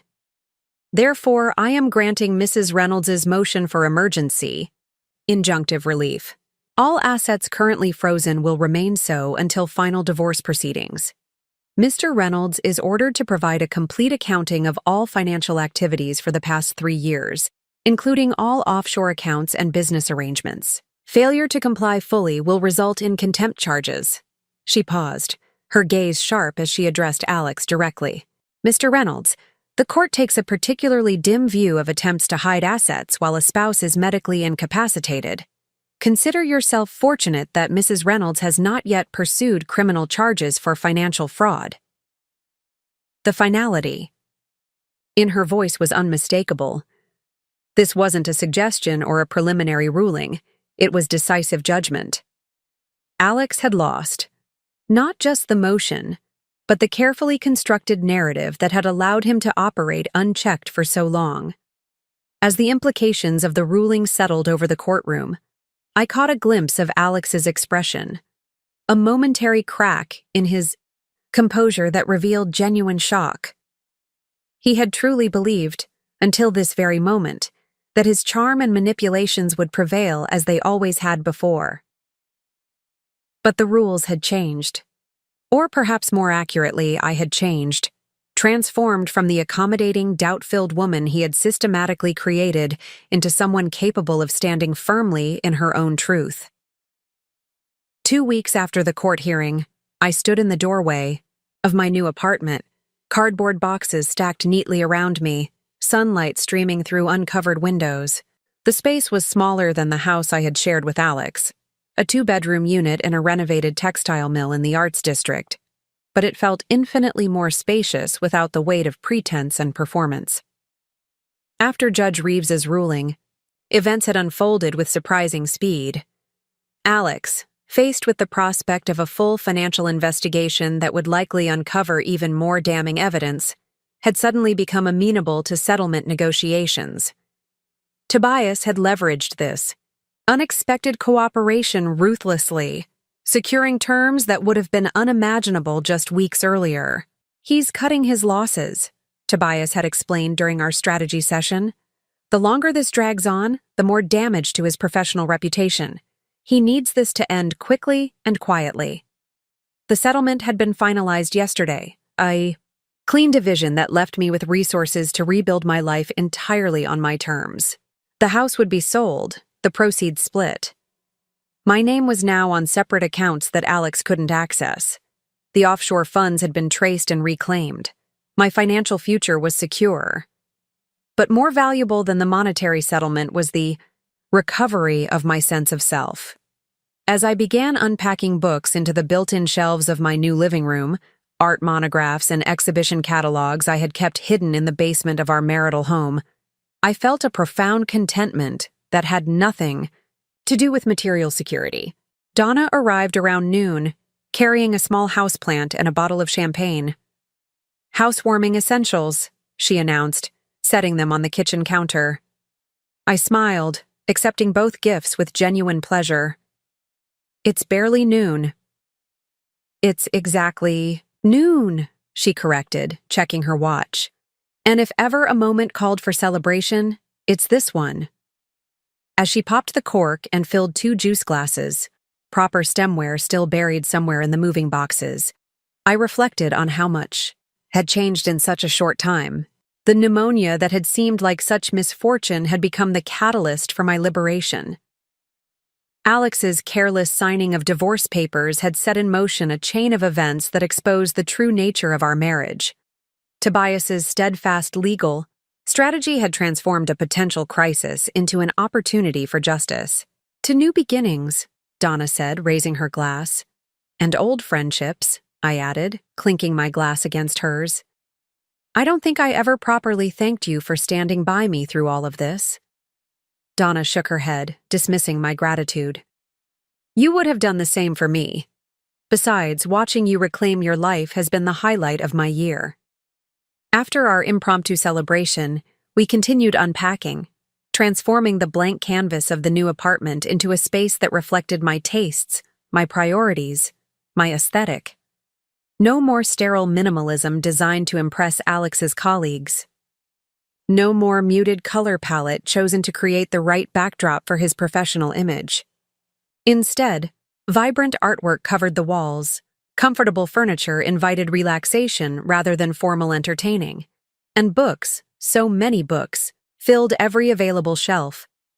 By evening, exhausted but satisfied, I sat alone in my partially organized living room, watching the sunset paint the exposed brick walls with warm golden light.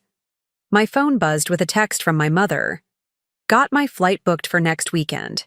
Can't wait to see your new place. And the new you." I smiled, typing back, "Same person, just no longer hiding." My phone buzzed again almost immediately, but this time with an email notification. The sender's name caused my breath to catch momentarily. Alexander Reynolds. For a second, old instincts kicked in. Anxiety, apprehension, the automatic preparation to manage his mood and expectations. But the feeling passed as quickly as it had arrived. Whatever the email contained, manipulation, apology, threat, it held no power over me anymore. I could read it now, or tomorrow, or never. The choice was entirely mine. And that simple fact, the freedom to choose my own response without fear of consequences, was perhaps the most profound change in my new normal. A month after settling into my new apartment, I received an unexpected call from Claudette. After her testimony at the hearing, we had rekindled our professional connection, occasionally meeting for coffee to discuss developments in the art world I had been absent from for too long. "Have you seen the business journal yet?" she asked, without preamble. "No, why?"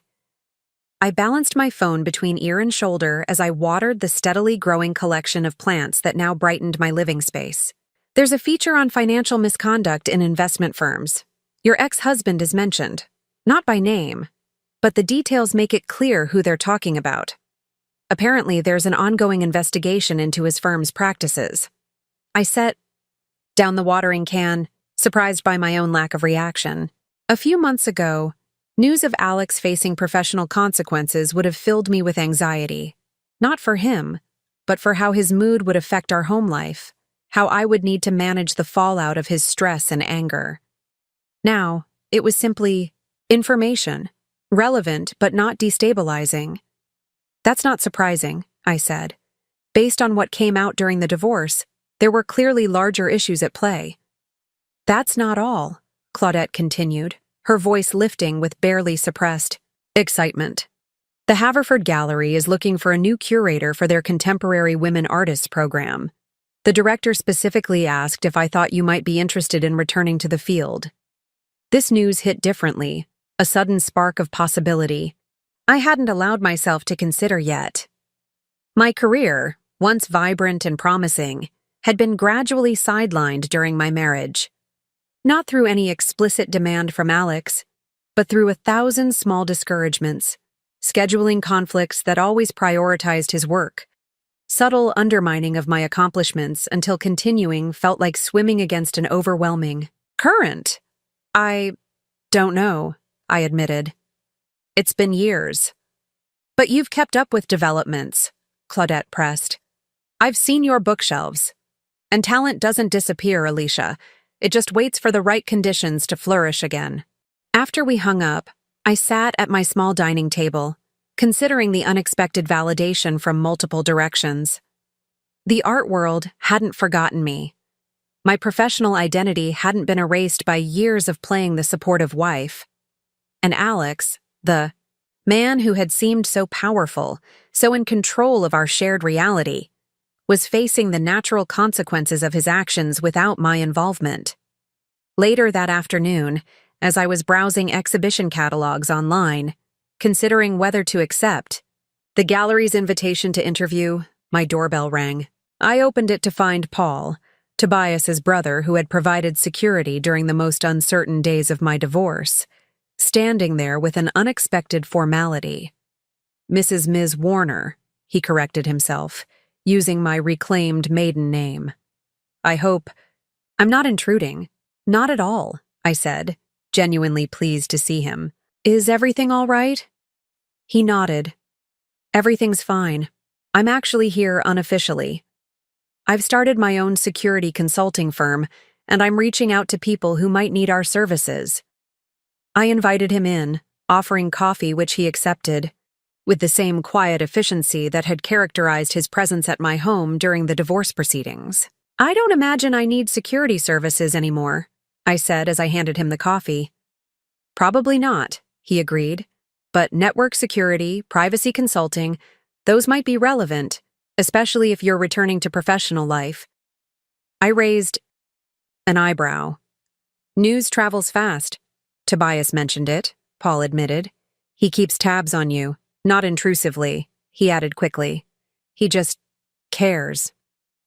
The simple acknowledgement of Tobias's continued concern was yet another form of validation, not of my professional capability or of the justice of my divorce, but of my worth as a person deserving of care and consideration.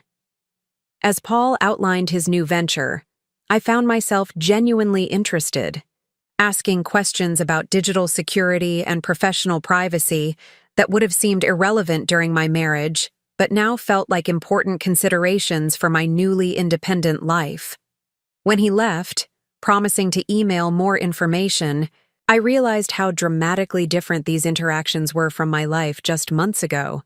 No calculations about how to report the conversations to Alex, no anxiety about whether my interests or connections would meet his approval. No need to justify my time or attention. External validation was no longer something I craved to compensate for Alex's withholding of approval. Instead, it simply confirmed what I already knew. I was reclaiming my place in the world, on my own terms. 6 months after the divorce was finalized, I stood in the Haverford Gallery, overseeing the final placement of pieces for my inaugural exhibition as their new curator. The show, titled Reclamation Women Artists Redefining Space, featured works that explored themes of identity, transformation, and self-determination, topics that resonated deeply with my own recent journey. My return to the art world had been surprisingly seamless.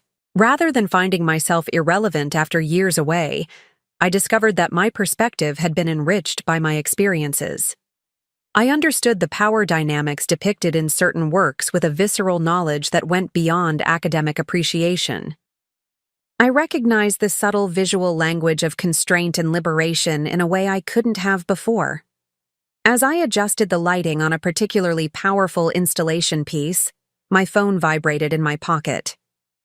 The email notification showed Alex's name, the third message he had sent since our divorce was finalized. I hadn't opened the previous ones, not out of fear or avoidance, but because they simply hadn't seemed important enough to interrupt whatever I was doing at the time. Today, however, with the exhibition complete and a sense of closure permeating my professional and personal renaissance, I decided to read what he had to say.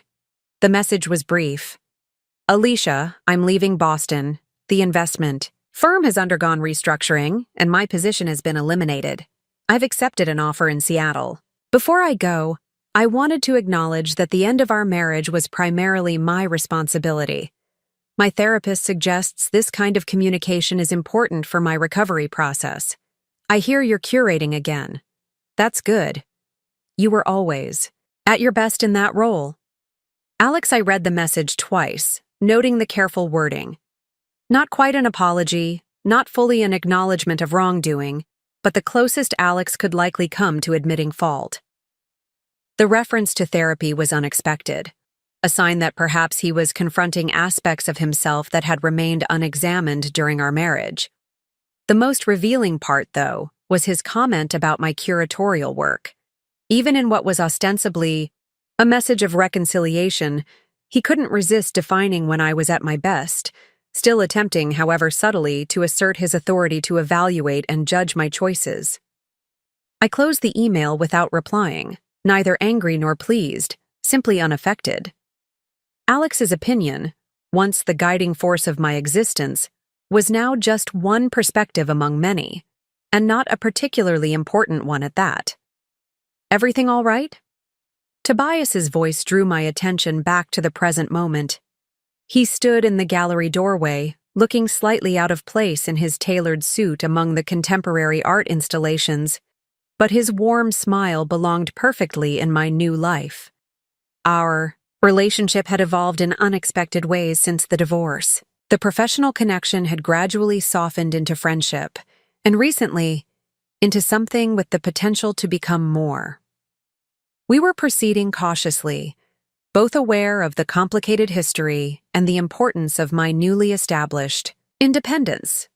Just the past making a brief appearance, I said, slipping my phone back into my pocket. Nothing that needs addressing. He nodded, understanding without requiring details. That was one of the qualities I most appreciated about the man he had become in the years since our youthful relationship. His respect for boundaries, his patience with processes that couldn't be rushed. The exhibition looks remarkable, he said, gesturing to the transformed gallery space. You've created something meaningful here. Thank you. I took a final glance around the room, satisfaction settling deep in my bones. It feels right, like everything is exactly where it should be. We moved through the gallery together, Tobias asking thoughtful questions about specific pieces, genuinely interested in understanding the artistic vision I had curated. His engagement was neither performative nor calculated, simply the natural curiosity of someone who valued my perspective. As we reached the central installation, a powerful mixed-media piece depicting a woman emerging from a translucent cocoon, I found myself reflecting on the journey that had brought me to this moment. The illness that had seemed like such a setback had actually been the catalyst for my transformation. Alex's careless signing of those divorce papers had been the first, unraveling thread in the tightly woven fabric of control he had established. "Ready for tomorrow's opening?" Tobias asked as we completed our circuit of the gallery. I nodded, feeling a quiet confidence that had nothing to do with external validation and everything to do with internal certainty. More than ready. It's time to share this with the world. As we left the gallery together, I didn't look back at the exhibition space or check my phone for further messages from the past. The path ahead, professionally, personally, spiritually, was entirely my own to define. Not in reaction to Alex's constraints or as a rebellion against what had been, but as a positive assertion of who I had always been beneath the layers of accommodation and compromise. The woman who had lain sick in bed, manipulated into signing unread documents, was gone. In her place stood someone who had not only survived, but had transformed the experience into a foundation for authentic living, strong enough to build upon, solid enough to trust, and entirely, unquestionably her own. Up next, you've got 2 more standout stories right on your screen. If this one hit the mark, you won't want to pass these up. Just click and check them out. And don't forget to subscribe and turn on the notification bell so you don't miss any upload from us.